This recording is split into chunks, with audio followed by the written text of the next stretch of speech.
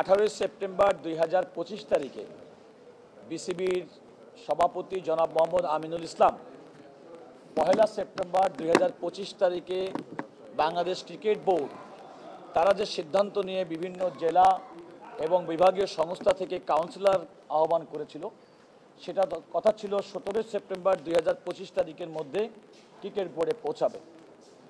18 September 2025 তারিখে জনাব আমিনুল ইসলাম ক্রীড়া সচিব এবং বিভিন্ন জেলা এবং বিভাগীয় সংস্থার কাছে এই মর্মে চিঠি লেখেন যে বিভিন্ন জায়গায় যে অ্যাডহক কমিটি আছে, অন্তর্বর্তীকালীন কমিটি আছে, সেই অন্তর্বর্তীকালীন কমিটির সদস্যদের বাইরে থেকে কাউন্সিলর মনোনয়ন দেওয়া হয়েছে।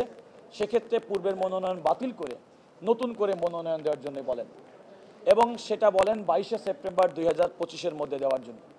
ওই দিন অর্থাৎ যারা কাউন্সিলর ইতিপূর্বে যাদের নাম বিভিন্ন জেলা থেকে এসেছে 6 জনের পক্ষে আমরা হাইকোর্ট বিভাগে একটি রিট পিটিশন দায়ের করি, যেটা শুনানি হয় 22 সেপ্টেম্বর 2025 দুপুর 3:30টার সময়।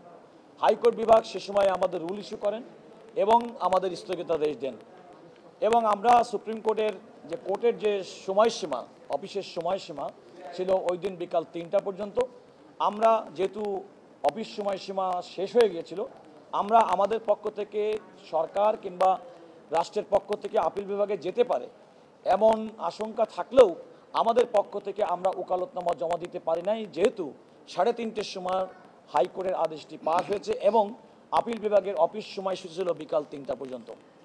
পরবর্তীতে আমরা জানতে পেরেছি যে সরকারের পক্ষ থেকে মাননীয় বিচারপতি চেম্বার বিচারপতির কাছে হাইকোর্টের সেই আদেশটি স্থগিতাদেশ নিয়েছেন। পরবর্তীতে আমরা ভ্যাকেটিংয়ের দরখাস্ত দিয়েছি এবং সেটা শুনানির পরে আজকে শুনানি হয়েছে। ইতিমধ্যেই বাংলাদেশ ক্রিকেট বোর্ডের সাবেক সভাপতি জনাব ফারুক আহমেদ তিনি হাইকোর্টে একটি রিট পিটিশন দায়ের করেছেন। সেই রিট পিটিশন হচ্ছে 15টি ক্লাবকে, যে নির্বাচন কমিশন যে গঠন করা হয়েছিল, নির্বাচন কমিশন 15টি ক্লাবকে খসড়া ভোটার তালিকা থেকে তাদেরকে বাদ দিয়েছে, যদিও এই 15টি ক্লাবকে ভোটার তালিকায় অন্তর্ভুক্ত করার জন্যে বাংলাদেশ ক্রিকেট বোর্ড তাদের অনুমোদন দিয়েছিল এবং যখন এদেরকে বাদ দিয়েছিল এই কারণে যে একটা কথিত দুর্নীতির এনফোর্সমেন্টের একটা অভিযানে কতগুলো ক্লাব সম্পর্কে অভিযোগ হয়েছে, সেই কারণে ওনারা এটা করেছিল। আমাদেরকে সুযোগ দেওয়া হয়েছিল শুনানির জন্যে।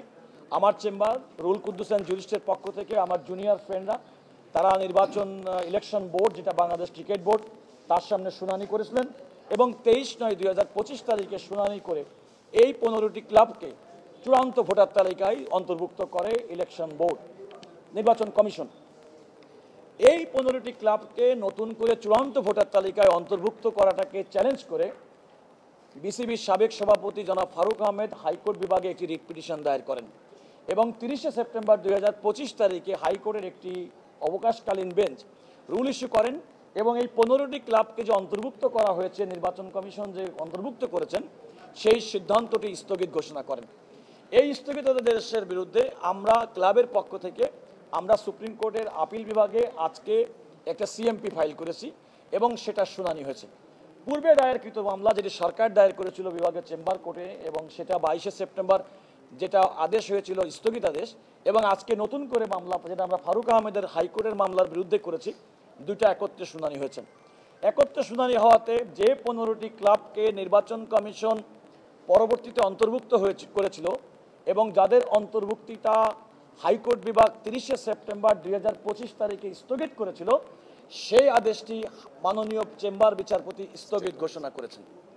আর ইতিপূর্বেকার জনাব আমিনুল ইসলাম কর্তৃক স্বাক্ষরিত যে চিঠি চ্যালেঞ্জ করে 6টি জেলা কাউন্সিলরদের পক্ষ থেকে যে রিট আমরা 22 সেপ্টেম্বর করেছিলাম এবং সেদিনই মাননীয় চেম্বার জজ কর্তৃক যে স্থগিতাদেশ দেওয়া হয়েছিল সেটি অব্যাহত থাকবে। দুটি মামলায় মাননীয় চেম্বার বিচারপতি হাইকোর্ট বিভাগে পাঠিয়েছেন এবং হাইকোর্ট বিভাগে চূড়ান্ত নিষ্পত্তি হবে। এখানে একটি কথা বলা দরকার যে হাইকোর্ট বিভাগের এবং মাননীয় চেম্বার বিচারপতির সামনে আমাদের আজকে শুনানির মূল বিষয়বস্তু ছিল যে বাংলাদেশ ক্রিকেট বোর্ডের কোনো সিদ্ধান্ত চ্যালেঞ্জ করে সুপ্রিম কোর্টের হাইকোর্ট বিভাগে আমাদের সংবিধানের 102 অনুচ্ছেদ অনুযায়ী কোনো রিট পিটিশন দায়ের করা যায় কি যায় না। আমরা উভয় ক্ষেত্রেই বলেছি, প্রথম মামলাতে আমরা বলেছি যে আদালতের এই ক্ষমতা, বেশ কয়েকটি উদাহরণ আমরা আদালতের সামনে নজির উপস্থাপন করেছি। আদালত আমাদের আজকে করা যে মামলা ফারুক আহমেদের মামলার হাইকোর্টের আদেশ স্থগিত করার মাধ্যমে এই 15টি ক্লাব কাউন্সিলর হিসেবে বাংলাদেশ ক্রিকেট বোর্ডে অন্তর্ভুক্ত হবে। আর পরবর্তী ক্ষেত্রে এই নির্বাচন কিংবা ক্রিকেট বোর্ডের যে পরবর্তী কার্যক্রম সেটি হাইকোর্টে এই দুটি মামলার চূড়ান্ত নিষ্পত্তির মাধ্যমে নিষ্পত্তি হবে। আমরা যেটা মনে করি এ ব্যাপারে আমি জনাব কায়সার কামাল উনি আমরা একসঙ্গে এই মামলা করেছি, উনি একটু জবাব দিলে আমার মনে ভালো হবে, তারপর আমি একটু সাপ্লিমেন্ট করবো। না, আসলে নির্বাচন হয়ে যাচ্ছে বলতে কি, যে রাষ্ট্রীয় ব্যবস্থাপনা আমরা এখানে দেখতে পাচ্ছি যে সংশ্লিষ্ট মন্ত্রণালয় বা মন্ত্রণালয়ের উপদেষ্টা যিনি আছেন, রাষ্ট্রীয় ব্যবস্থাপনায় যেন তেন প্রকারে পার্টিসিপেটরি না করে তাদের উদ্দেশ্য হাসিলের জন্য কোনো রকম একটা নির্বাচন করতে চাচ্ছেন, এবং যারই অংশ হিসাবে প্রথম যে 1 সেপ্টেম্বর চিঠি দিয়েছিল সেটা ওভাররুল করে বর্তমান যিনি প্রেসিডেন্ট আছেন তিনি তার ইচ্ছাধীন মাফিক যে সমস্ত ভোটার দেখে ওনার পক্ষে হয়তো ভোট দিবেন না তাদেরকে তিনি বাদ দিয়ে নতুন ভোটার তালিকা করার জন্য একটা নির্দেশনা দিয়েছেন। ওখানে আবার 15টা ক্লাবকে পরবর্তীতে আবার তাদেরকে বাদ দেওয়া হয়েছে। তো আমাদের কাছে যেটা মনে হচ্ছে যে দেশের একজন নাগরিক হিসাবে এইরকম অব্যবস্থাপনা এবং একটা আলটিরিয়ার মোটিভ কাজ করছে। বাংলাদেশের ক্রিকেট সারা বিশ্বে সমাদৃত, কোটি কোটি দর্শক এবং শ্রোতা বাংলাদেশের ক্রিকেট প্রেমী আছে। এই ক্রিকেট বোর্ড সর্বোচ্চ নিয়ন্ত্রণকারী সংস্থা। এই নিয়ন্ত্রণকারী সংস্থাটাকে এই বর্তমান প্রিভেইলিং সিচুয়েশনে বিতর্কিত করা হচ্ছে, যা রাষ্ট্রের জন্য ক্রিকেটের জন্য উচিত হচ্ছে না। এখানে একটি কথা আপনি যে প্রশ্ন বলেছেন নির্বাচন তো হয়ে যাচ্ছে, এটা আপনার মনে হয় প্রিজাম্পশন করা ঠিক হবে না। এই কারণে করা ঠিক হবে না কারণ দেখুন, মূল নির্বাচনের জন্য যে 15 জনকে, যে সমস্ত 15টি ক্লাবকে বাদ দেওয়া হয়েছিল হাইকোর্টের আদেশে, সেটা তো স্থগিত হলো। 1, 2 নম্বর, আদালতের সামনে কিন্তু এই প্রশ্ন হয়েছিল যে আগামীকাল পূর্ব নির্ধারিত নির্বাচন না হলে কি হবে।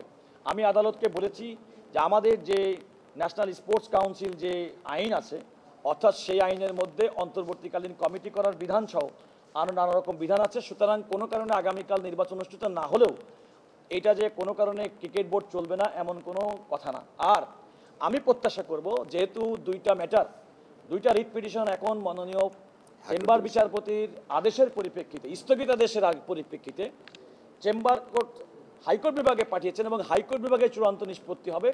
আমাদের প্রত্যাশা থাকবে যে ক্রিকেট বাংলাদেশের মানুষের সবচেয়ে বড় এবং জনপ্রিয় খেলা। আমি কিন্তু আদালতকেও বলেছি যে আমরা প্রত্যেকে ক্রিকেট লেবি এবং ক্রিকেট নিয়ে, ক্রিকেটের কমিটি গঠন নিয়ে, বিসিবি গঠন নিয়ে যে প্রক্রিয়ার মাধ্যমে কাউকে বাদ দেওয়া, কাউকে ইচ্ছাকৃতভাবে অন্তর্ভুক্ত করা, এই যে একটা অশুভ কিংবা অসুস্থ একটা প্রতিযোগিতা, সেটা আমাদের ক্রিকেটের জন্য মঙ্গলজনক নয়।